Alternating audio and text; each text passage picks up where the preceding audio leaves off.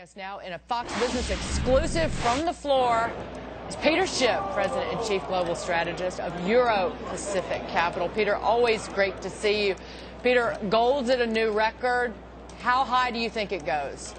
A lot higher. Come on, give me a number, man.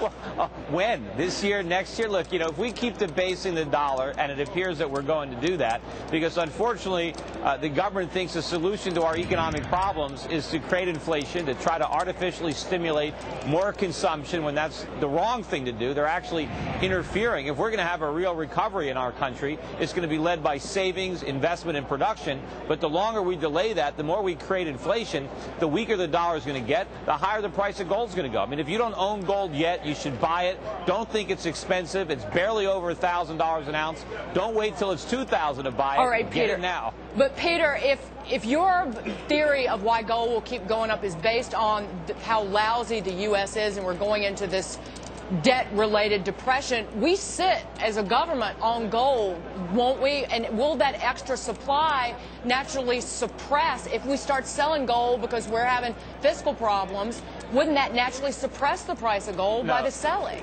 No, there would be plenty of buying. You saw when the IMF the other day, they were trying to unload some of their gold. That was a foolish thing for them to do. But the Bank of India stepped up, bought 200 metric tons. There's plenty of demand. If the United States is stupid enough to sell gold, other central banks should buy it. What we should be doing right now is buying even more gold. That, the central banks around the world don't have enough gold, and they need to be buying it.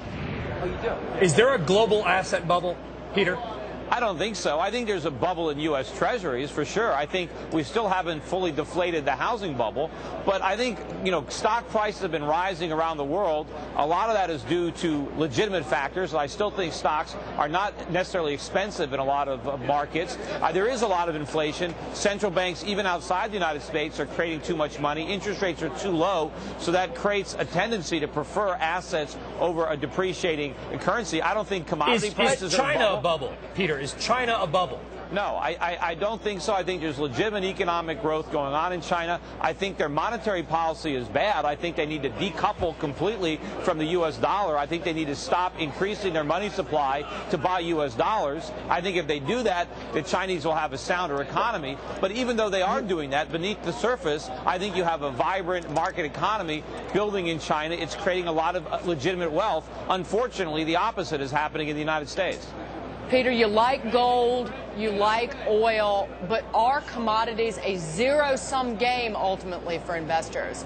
If you're a winner, there's a loser somewhere. Don't you worry that would be the individual? Well, I suppose if you're talking about futures contracts, somebody's shorting and somebody's long, therefore. But if you own commodities, ultimately commodities are going to be consumed. So there isn't necessarily a loser. There's the investor and there's the ultimate end consumer who is going to use the oil or eat the wheat. And so if you think that prices are going to rise due to increasing demand and due to a scarcity of supply, you can certainly profit as an investor by buying it now and selling it later when the prices are higher.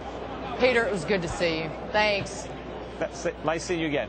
Peter Schiff, President and Chief Global Strategist of Euro Pacific Capital.